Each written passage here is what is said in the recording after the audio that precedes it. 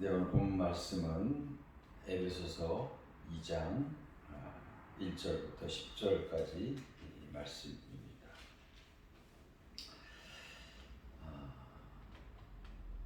성경 주석가인 매튜엘은 이런 얘기를 했습니다. 은혜는 공짜이며 하나님이 인류에게 주시는 최고의 선물이다. 하나님의 은혜가 공짜이긴 하지만 하나님이 인류에게 주시는 최고의 선물, 그것이 바로 은혜라고 하는 거예요. 근데 우리의 생각은 때로 좀 다를 때가 있습니다. 하나님 주신 은혜를 마치 하나님의 은혜라고 생각하기보다 스스로의 공로나 스스로의 노력의 결과다라고 생각한다는 거죠.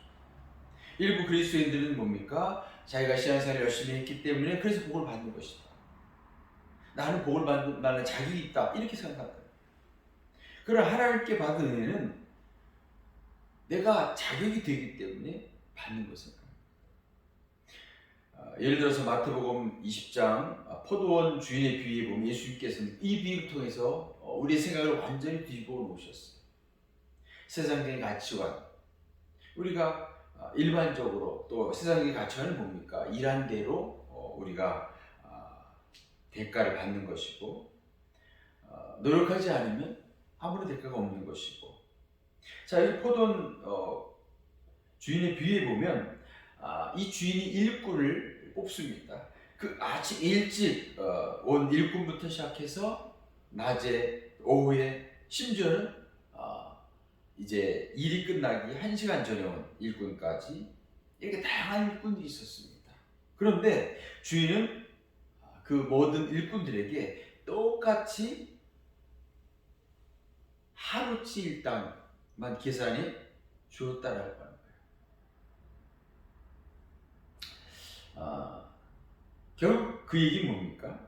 이거는 일한 것에 대한 대가를 말하는 것이 아니라 이거는 은혜다. 하나님께서 우리에게 거저주시는, 받을 자격이 없는 우리들에게 거저주시는 하나님 최고의 선물, 바로 은혜를 이야기하는 겁니다. 오늘 보면 2장, 에베소 2장의 말씀은 여기서 바울은 성도들이 구원받기 이전의 삶, 또 구원받은 이후의 삶에 대해서 명확하게 대조하고 있습니다. 구원받기 이전에는 어떤 삶을 살았다는 겁니까? 세상의 가치대로 살았고, 공중의 권세 잡은 자를 따랐고, 악한 영혼 가운데서 살았다는 겁니다. 심지어는 죄와 허물 가운데 살았다라고 바울은 이야기하고 있습니다. 그렇지만 구원받은 이후의 삶은 뭔가 좀 달라야 된다.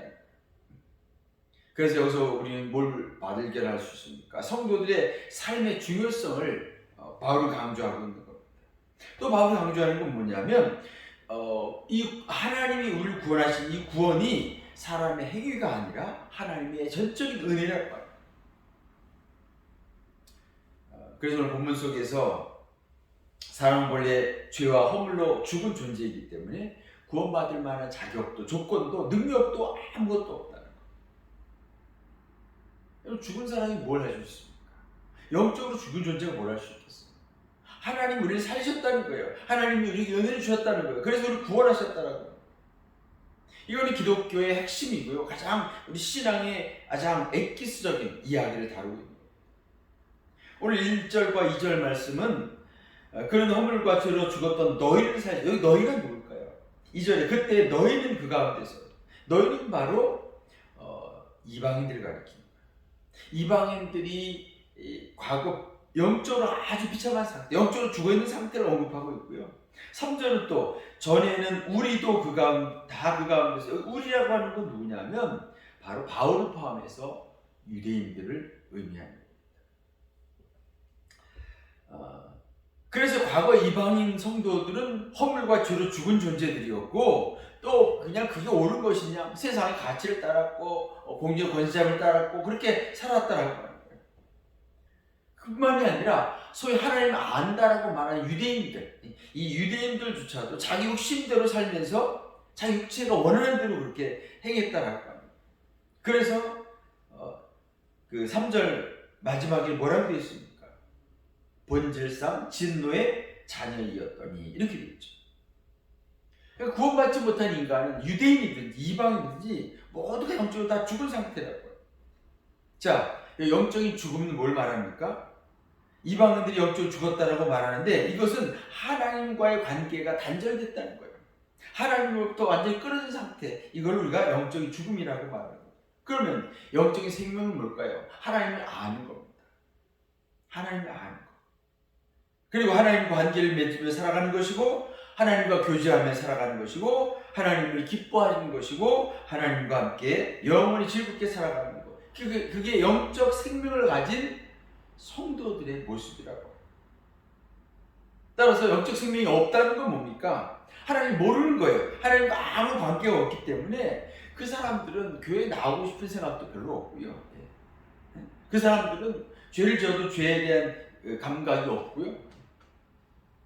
불신자들이 그렇게 생각하고 그렇게 말하고 그렇게 행동하는 것은 어쩌면 당연한 것이다. 왜?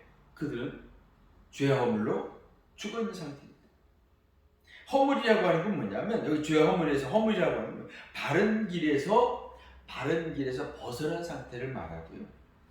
죄는 뭐냐면 표적을 빗나갔다라고 해요. 표적을 빗나가거나 표준에 미치지 못한다. 그게 바로 죄라고 해요. 어쨌든 이방인 성도들이 가장 비극적인 그 과거의 모습은 뭐냐면, 공중의 권세 잡은 자를 따랐다라고 하는 건 뭐예요? 그 편인 거죠. 또 다른 성경에 뭐라고 되어 있습니까? 마귀의 자식이다.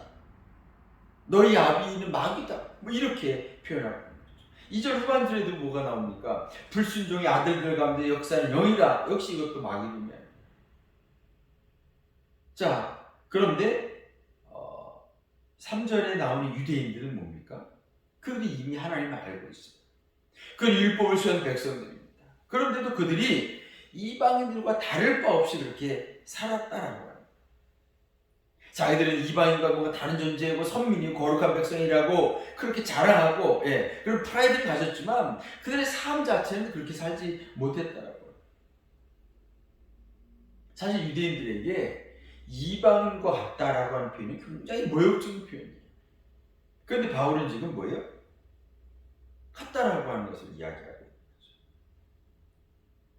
그래서 바울이 3절의 결론은 3절 하반절의 결론은 뭐예요? 유대인들이나 이방인들이나 다 똑같다. 다 똑같다. 본질상 진노 자녀라고 하는. 그러니까 이것은 마땅히 죽어 마땅하다. 결과는 완전히 죽어야 된다라고 하는 거예요. 그런데 하나님께서 우리를 살리셨다라고. 오늘 이 말씀 우리가 적용하면 뭡니까? 불신자들, 영적인 죽음에 있는 사람들, 그 사람들을 바라보면서 왜 교회 나오지 않을까, 왜 믿지 않을까 안타까운 마음을 가질 수 있지만 우리가 긍휼히 여겨야 돼. 그들은 영적으로 죽어있기 때문에 뭐예요? 사실 엄밀한 의미에서는 우리가 그들을 살리는 것도 아니에요. 우리는 다만 복음을 전하고 말씀을 전하고 전도를 하지만 하나님이 살릴 수 있는 겁니다. 하나님만이 살릴 수 있는 겁니다. 하나님만이 그에게 은혜를 베풀 수 있는 겁니다. 다만 우리는 뭐예요? 그들에게 복음을 증거할 수 있는 대로 증거하고, 또 우리 자신을 돌아보면서 어때요? 오늘 본문의 유대인들처럼 선민의식에 사로잡히는 것이 아니라 나는 올바로 살고 있는가? 나는 은혜 받은 자답게 살고 있는가? 나는 먼저 믿는 자답게 살고 있는가? 이것들을 뭐예요? 점검해 봐야 되는 거죠. 자, 4절부터 9절까지 말씀에서는 하나님께서 이루신 구원에 대한 이야기를 하고 있는 거예요. 자, 4절에 보면 긍휼이 풍성하신 하나님이 우리를 사랑하신 그 큰 사랑을 인하여, 여기 말한 우리는 아까 우리는 이제 유대인을 말하는, 바울을 포함해 유대인을 말한다고 했지만 여기 말한 우리는 뭐냐면 이게 뭐예요? 함께하는, 유대인이든 이방인이든 함께하는 우리. 사실 에베소 교회 성도를 의미하는 거겠죠. 자, 그러면서 5절에 허물로 죽은 우리를 그랬죠. 그리스도와 함께 살리셨고. 그래서 보면 그다음 뭐라고 했어요? 너희는 은혜로 구원을 받은 것이다. 우리가 구원받은 것은 내 공로나 내 의지나 내가 뭔가 어렸을 때 교회 다녀서 그게 아니에요. 하나님의 전적인 은혜로 우리가 구원을 받았다는 거예요. 여기 중요한 표현이 나오는 것이 바로 5절인데요. 허물로 죽은 우리를 그리스도와 함께 살리셨고, 그죠? 살리셨고. 6절은 또 뭐예요? 함께 일으키셨고. 그 다음에 또 맨 끝에는 그리스도 예수 안에서 함께 하늘에 앉히셨다. 살리셨고 일으키셨고 앉히셨다라고 하는 것은 이 세 가지 의미는 뭡니까? 우리의 영광스러운 어떤 신분, 그런 존재를 의미하는 거예요. 이 가장 놀라운 건 뭐예요? 하나님께서 우리를 그리스도와 함께 하늘에 앉히셨다라고 하는 거예요. 그래서 이것을 가지고 우리가 만물을 통치하고 지배하고 다스린다라고 하는 어떤 영적 권세를 의미한다고 이야기를 합니다. 물론 이것을 너무 지나치게 확대 해석해서 우리가 어떤 요한계시록 같은 데 보면 천년 왕국 기간 동안 우리가 다 왕이 될 것이다, 그런 표현들을 하고 있는데, 사실 그것은 문자적인 의미가 아닙니다. 그것은 상징적인 의미고요. 우리는 세상에서 비록 사람들이 눈에 초라해 보일지 모르지만 하나님의 영권을 가진, 하나님의 권세를 가진, 그런 특권을 가진 존귀한 존재다, 이것을 의미합니다. 그래서 바울은 특별히 이제 7절, 8절, 9절에서 하나님의 은혜를 강조하고 있습니다. 이건 하나님의 은혜지 우리의 행위에서 난 것도 아니고 우리의 노력에 의한 것도 아니다. 여러분 가만히 생각해 보십시오. 매일매일 살아가면서 우리가 그 당시에는 우리가 깨닫지 못하지만 시간이 지나고 나서 보면 정말 하나님께서 돌보셨구나, 하나님께서 은혜를 베푸셨구나, 우리 이렇게 고백하지 않습니까? 허물과 죄로 죽은 우리를 하나님께서 구원하고 살리신 이유가 뭡니까? 목적이 뭡니까? 이 하나님의 놀라운 사랑, 하나님의 이 풍성한 은혜를 오고 오는 세대에 전파하라고 합니다. 자, 그래서 10절에서 결론적으로 뭐라고 말합니까? 10절을 제가 읽겠습니다. 우리는 그가 만드신 바라 그리스도 예수 안에서 선한 일을 위하여 지으심을 받은 자니 이 일은 하나님이 전에 예비하사 우리로 그 가운데서 행하게 하려 하십니다. 하나님께서 우리를 구원하셨고, 이것을 다르게 말하면 하나님께서 우리를 새롭게 지으셨다는 거예요. 이걸 이제 헬라어 단어로 이제 포이에마라고 말하는데요. 이 구원받은 인간, 이것은 뭐예요? 하나님의 걸작품이다. 하나님의 포이에마, 하나님의 걸작품이다. 고린도후서 5장 17절에도 바울은 이렇게 말하고 있어요. 누구든지 그리스도 안에 있으면 새로운 피조물이다. 이전 것은 지나갔으니 보라, 새 것이 되었도다. 하나님이 우리를 다시 세우신 건 뭡니까? 허물과 죄 죽어있던 우리를 다시 살린 이유가 뭐예요? 그것은 우리로 하여금 선한 일을 위해서 다시금 우리를 창조하셨다. 마태복음 5장 16절에 예수님이 이렇게 말씀하십니다. 이같이 너희 빛을 사람 앞에 비추게 하여 저희로 너희 착한 행실을 보고 하늘에 계신 너희 아버지께 영광을 돌리게 하라. 바울 로마서 12장 17절에서 이렇게 말합니다. 아무에게도 악으로 악을 갚지 말고 모든 사람 앞에서 선한 일을 도모하라. 성경의 많은 부분에서 우리가 선한 일을 하라고 말씀하고 있습니다. 여러분, 선한 일이 뭘까요? 전도일까요? 봉사일까요? 헌신일까요? 그런 것도 포함하겠죠. 그러면 그런 것만 말하지 않습니다. 이 헬라어 단어에서 이 선한 일은 복수를, 단순한 복수인데 여러 가지 일들인 거예요. 선한 일들 이런 거예요. 선한 일들. 예를 들면 다른 사람의 필요를 채워주는 일들, 구제, 나그네 대접, 발을 씻기는 것, 일세당시 그랬던 거죠. 오늘 우리들이 뭘까요? 우리 주변의 사람들을 돌아보는 것, 그들에게 도움을 주는 것, 그들의 필요를 채워줄 수 있는 것, 다양한 이 모든 방법들이 다 하나님 앞에 선한 일이 될 것입니다. 이제 말씀의 결론을 내리려고 합니다. 첫 번째, 하나님은 자비롭고 은혜로우신 분이심을 우리가 기억해야 됩니다. 계속해서 오늘 에베소 2장에서 말씀하고 있는 게 뭐예요? 우리는 영적으로 죽은 존재였다는 거예요. 근데 하나님께서 자비롭고 은혜로우신 분이기 때문에 우리를 다시 살리십니다. 다시 살리십니다. 두 번째는 뭡니까? 우리는 하늘에 앉은 영광스러운 존재임을 기억하시기 바랍니다. 우리가 영적으로 영광스러운 존재라. 사람들 눈에 볼 때는 별 보잘것 없어 보이고 초라해 보이고 뭐 가진 것도 별로 없어 보이지만, 그러니까 영적으로 보자면 우리는 뭐예요? 하나님이 그렇게 우리 영광스러운 존재를 우리 그렇게 올려놓으셨다는 거예요. 우리를 살리셨고 일으키셨고 보호자에 앉게 하셨다는 거예요. 그렇다고 하면 우리 자신에 대해서 우리는 뭐예요? 영적인 프라이드를 가질 수 있어야 되겠죠.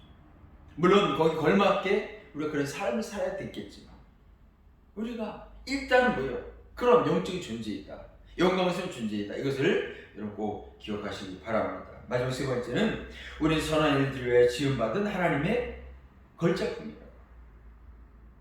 성도들, 구원받은 성도들은 누구나 다 하나님의 걸작품이에요.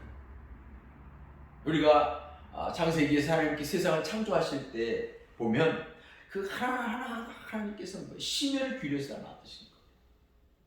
우리는 그냥 하나님께서 말씀으로 모든 거 다 말씀으로 만드셨다 이렇게 생각할지 모르지만, 하나님은 그 동물조차도, 공중의 새조차도 하나하나 손으로 빚으셨어요. 사람은 어떻습니까? 다 정성껏 빚어서 그 코에 생기를 불어넣으셔서 살아있는 생명, 사람을 만드신 거예요. 영적으로 오늘 우리께서, 하나님께서 우리를 구원하시고 우리를 세우신 것은, 일으키신 것은 뭡니까?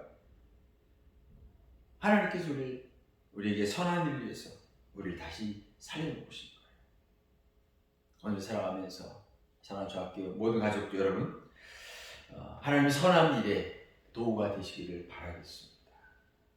우리 삶이 하나님 앞에 정말 중요한 의미가 있다는 걸 꼭 기억하십시오. 내 모습이 좀 부족해 보여도 하나님 우리를 보시는 것은 다르다는 거예요. 하나님 우리를 뭐예요? 당신이 만든 걸작품 보신다라고 하면 거기 걸맞게 우리를 그렇게 보고 있다. 그러니까 우리가 그런 자부심을 가지고 날마다 기쁨으로 감사함으로 사시는 저와 가족 모든 성도들 되시기를 주님의 이름으로 바라겠습니다. 기도하십시다. 하나님 아버지 감사합니다. 우리를 하나님의 걸작품으로 창조하신 이유는 선한 일을 위해서 창조하셨다고 했는데 과연 우리 그렇게 살고 있었습니까? 그러지 못한 부분들을 회개합니다. 하나님, 이제 앞으로의 삶을 통해서 하나님의 의도에 맞게 거룩한 삶, 복된 삶을 살아가는 모든 주신 가족이 다 되도록 역사에 주옵소서. 예수 그리스도 이름으로 기도하옵나이다. 아멘. 감사합니다.